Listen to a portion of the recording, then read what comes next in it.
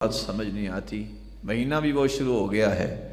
کتنے لوگ جب اپنے دین کو بیچنے والے 25 تاریخ جب آئے گی وہ کہیں گے چلو عیسائی برادری کے لیے کیک کاٹتے ہیں۔ دشمنوں کی عیدوں پہ نہیں جایا کرتے۔ کبھی اکیلے بیٹھ کے بھی سوچئے گا، اگر آپ کو کوئی کہہ دے کہ آپ حلال کی اولاد نہیں ہیں، کبھی اس سے ملنا پسند کریں گے؟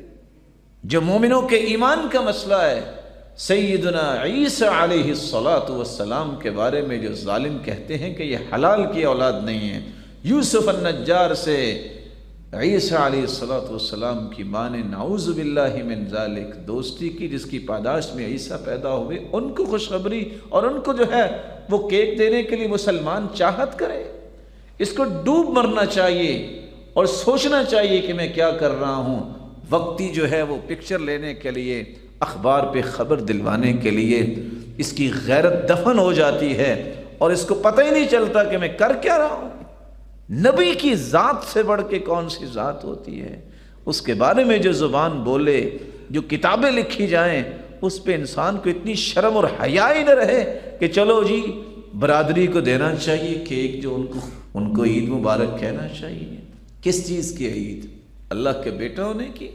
تکاد السماوات یتفطرن من وتنشق الارض وتخر الجبال هدا ان دعوا للرحمن ولدا۔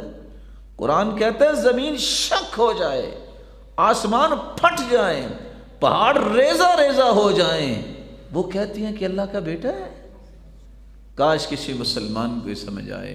تمنائیں یہ ہوتی ہیں کہ جنت الفردوس کے وارث بنیں گے، لیکن ساری زندگی پینگے بڑھانے کی کوشش کی جاتی ہے کہ یہودی راضی ہو جائے، عیسائی راضی ہو جائے۔ قانون وہی ہے جو اللہ نے قرآن میں دیا ہے۔ وَلَن تَرْضَىٰ عَنكَ الْيَهُودُ وَلَا النَّصَارَىٰ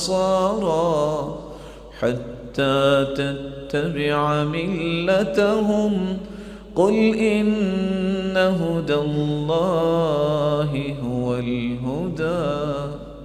کبھی یہودی اور عیسائی آپ سے راضی نہیں ہوں گے جب تک آپ خود یہودی اور عیسائی بن نہیں جائیں گے۔ ہدایت وہ ہے جو اللہ نے اتاری ہے۔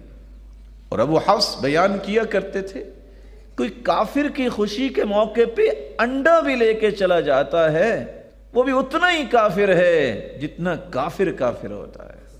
کیا قیمت